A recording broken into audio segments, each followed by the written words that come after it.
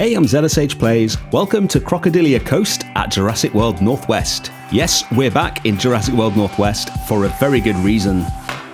I could not let Deinosuchus get added into this game after all of these years without building something for them. And here's what we're going to be building. The enormous Deinosuchus lived in the Cretaceous period, and as luck would have it, we have a spot in our Cretaceous area big enough to create an enormous habitat for them. It's just in between our Cretaceous skies, Avery, and in with the raptors. And we're going to build something impressive enough to do justice to Deinosuchus. We're also going to be using some of the brand new pieces in the new pack and in the new updates to build this habitat, including the new clear glass pieces, which I was very excited to get my hands on. I've put a size guide down as usual so that we know exactly how big a habitat we need to build for the pair of Deinosuchus that we're going to have in here. And I've left enough space to have two paths coming into this habitat, one down from the Cretaceous skies and one down from the nearest monorail station. The Crocodilia Coast exhibit that we're going to be building here is actually based on a real exhibit for a very, very different animal, but I really like the layout, and it's got something really interesting in it that we don't have in this game that we're going to custom build that we've never done before. You'll have had a quick glimpse of it in the intro, but before we get onto that, let's check out the new glass pieces. These are going to be so useful. There's actually 3 different types of glass piece that have been added. One already has panes in it. There's one big thick piece of clear glass that you can see here, and a thinner piece of clear glass. They all have grid and non-grid variants, so loads of different choices to use. And I'm experimenting with the 2 clear glass pieces to make some barriers here. We need this to be some very thick glass or perspex, something like that, to keep Deinosuchus contained. And I want them to be as long as possible. So actually the best result I got was from taking the thin glass piece and then scaling it as big as it goes. And that makes it nice and thick and wide enough to create an impressive section of barrier. I started off combining it with these Jurassic Park style columns, but we're going to replace that with some wood later on because it'll look better. And we're going to use one of the new wood trim pieces from the Crocodilia Coast pack to line the bottom of it.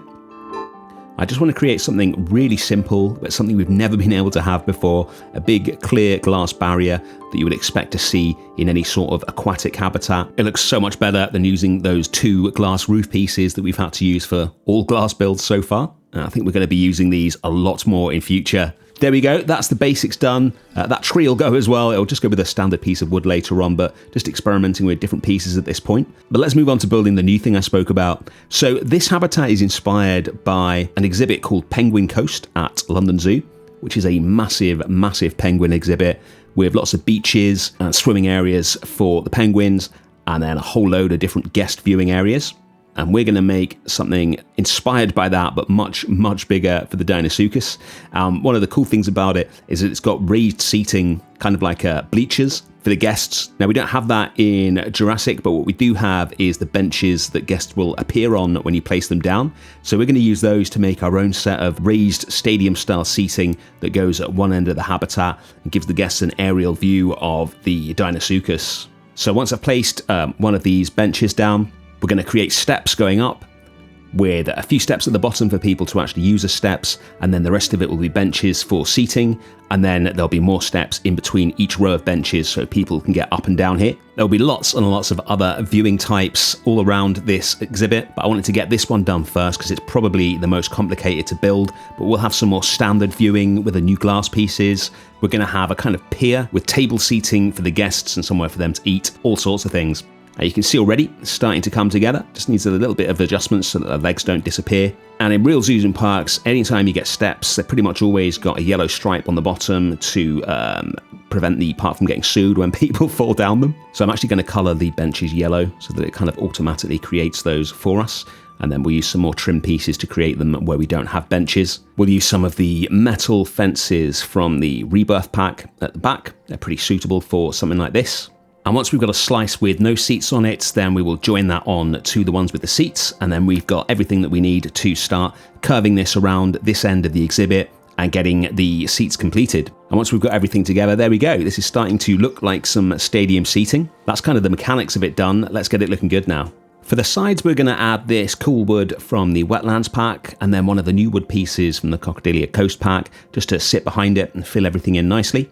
And then we'll get a logo up on there as well. So not very original, but I'm naming the exhibit after the pack, seeing as we have the most crocodilian of the new animals in it. And what we're going to do is take the C at the beginning and scale that up to make a nice kind of curved border that really fits in with the lettering.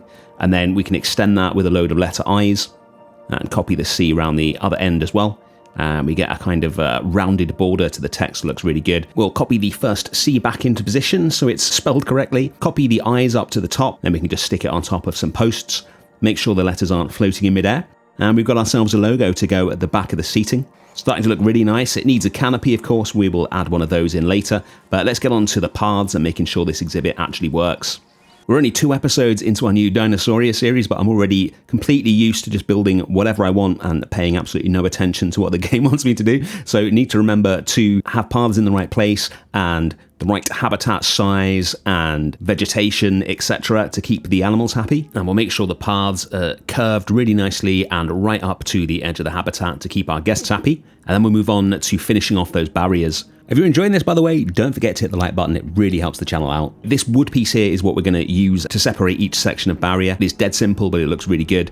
Obviously IRL, it would have like a steel core or something like that. And we use another bit of wood to make a kind of kickboard out the bottom. Not that kids kicking the bottom of the glass is going to have any effect at all on a slab of glass as big as this, but it's just another little detail, another point of interest. Once we've got all of those in the right position and the right size, we'll take a big lump of rock and use that to start off this section of barrier. And then we can just copy the section across and make sure it fits nicely onto this path. We want it to be like right up to the edge of the water here so the guests get a really good view. And we'll use some of the moss decals as well, just to add a bit of grime to the glass, because you always see that in real life.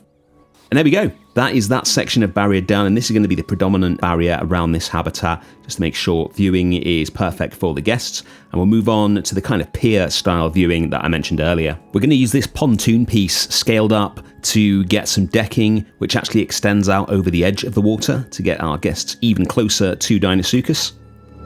And once we've got this to the length that we want, we can just copy that and create a big set of decking, which we're going to put tables and chairs on so that the guests can sit there and actually grab some food or a drink while they watch the crocs. And then we'll just use the barriers that we've already created to line this so the view is unobstructed. Then we'll add in the tables and chairs. This particular set from the base game is exactly the kind of generic look that we want, so we will use that. And we're going to use one of the new parasols from the new pack, just for a bit of variety and something fresh, and then we can just randomly rotate this table and chair arrangement all over the decking. We'll squeeze as many of these in as possible, leaving space for vendors to walk between them, and leave space for one of the new blueprints. This is one of the restaurant pieces, and this is going to be really useful because not only does it make it look like there's a restaurant here, but we can use it to hide a viewing gallery in, and that is going to be the key to getting this whole habitat working. With a viewing gallery in there, we'll see guests going in and out of the restaurant, but it will provide dinosaur visibility, which means that the habitat itself will fill up with guests, and most importantly, our new raised seating will fill up with guests, so it really looks like a busy, bustling habitat. We're then just going to take a simple arrangement of rocks and use that to fill in most of the rest of the habitat barriers. We don't want glass everywhere. It's enormously expensive, and it just means you don't know where the guests are going to go. If you just have glass in certain places, then you can kind of manage the footfall of the exhibit. We'll create a little beachy area there, do a bit of terrain painting, and then we'll check out the pier area that we've created, looking really nice. Let's get the rest of the habitat barriers finished off, and while we do that, let's talk about the new pack. So I've got to say, I like the new pack. There are lots of positives, but also a few negatives. So I'll start with the positives. Deinosuchus is amazing. It is so cool. Cannot wait for you guys to see the end cinematics of this video. Postosuchus is also a very cool pseudosuchium, and I am obsessed with Desmatosuchus. It is one of the most unique animals in the game. They are really, really cool. I'm definitely going to try and build something for them at some point. And the new scenery pieces are really well done, especially with the glass pieces in the free update as well. Loads of great stuff there. The issue for me really is that we've had, 3 kind of full DLCs so far, and 2 of them are based around sort of waterside North America. We've already had a massive set of North American style wood pieces in the wetlands pack. So for one of the others to also basically be North American wood pieces feels like a bit of a missed opportunity. And I would have much preferred if the other 2 animals in this pack had been some form of pseudo-suchians or anything that looked like a crocodile, rather than a couple of lagoon animals. I didn't even realize they were in a Jurassic World Evolution 2. That was pointed out pretty heavily in the comments of my preview video. I think the first Dominion DLC was the last one that came out while I was playing JWE 2. Overall, it's a really good pack with loads of amazing scenery. The blueprints are especially good. If you're not into building everything custom, then you can certainly create an amazing looking American waterfront very easily. But for me, I wish there'd been a bit more variety in the pieces. All right, back to this build. We've put a meat feeder right in front of the glass here to encourage Deinosuchus up onto this position where the guests can see them easily, and just covered up with some rocks. And then if you remember this suspended feeder we built for our Allosaurus habitat, we're going to use a modified version of this to get one of those kind of dangling bits of meat that are popular in alligator and crocodile habitats. So you can see the animals jumping out of the water to eat it. We're not going to see that in this game, but it looks really cool. And it just provides another little point of interest for the habitat. We'll position that in a pile of rocks. And then speaking of rocks, we'll add a few more of them around the beach just to start making this look a bit more interesting than the bare sand that we've got there as well. Going to add loads of different terrain paints in here just for variety. And then some big logs and trees scattered around it for more interest, and we'll copy some piles of rocks at the bottom of the rocks that we already have to make them a bit more three-dimensional and natural looking. And then I decided to have a big dead tree in the habitat. I thought that would be cool, so I've put this log kind of back up the right way again and cloned it to get some more branches. If we get that as big as we can. I really like the sun-bleached kind of look that the dead tree and all the desert rocks provide in this exhibit. A bit like we did with the Guanlong. I'm trying to make this stand on its own and look a bit different to the majority of the rest of the park. Almost there. And then it's on to the canopy.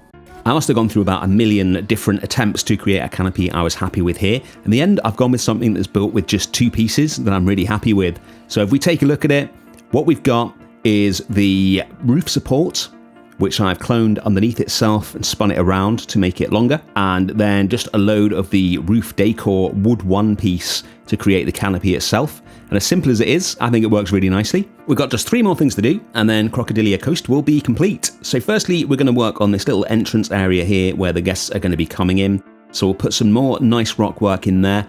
And then I remembered the Jurassic Park raft that we created for the Cretaceous cruise. I thought it would be cool to have that raft up on the rocks, same as we did there. So we'll copy that piece across to here, get that in the right position, and that is our entrance sorted. And then we need a way for it to look like our staff can actually get in here. We don't need them in here in this map because we've turned off status checks, but we do need it to actually look like they could get in here if they needed to. So we're going to use this kind of garage style door, place that in front of the rocks, get the rocks a bit higher so that they surround it. We'll move some of the rocks so there's nothing in front of it, clone it behind itself so it sits in flush with the walls, and with a bit of recoloring, that's our staff access sorted. We'll drop an info sign in as well, like we have on all our habitats. We'll change the little info dots from green to red so our guests know we got some carnivores in here. Get a path in so that there's somewhere for the staff to come from, and then the final thing to do is drop our viewing gallery into that restaurant. And Crocodilia Coast is complete. Let's check it out.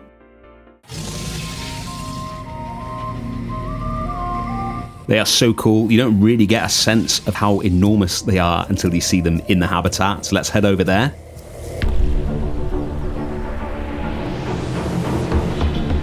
And here they are. They are absolutely massive. I think they're one of the most impressive animals in the game. They just look so weighty as they head down towards the water in their exhibit. I think we can safely say it was worth the wait for Deinosuchus after all of these years.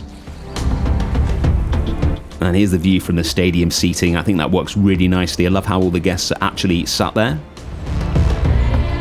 There was one issue with this habitat though, which I've reported to Frontier, which is despite the fact that you need to add both a meat feeder and sufficient deep water for them, once you've added the deep water, from what I can see, they never use the meat feeder, which kind of makes it pointless and also means you can't use it to direct where they go in the habitat. So I had to sneakily replace all the deep water with shallow water just to get these shots.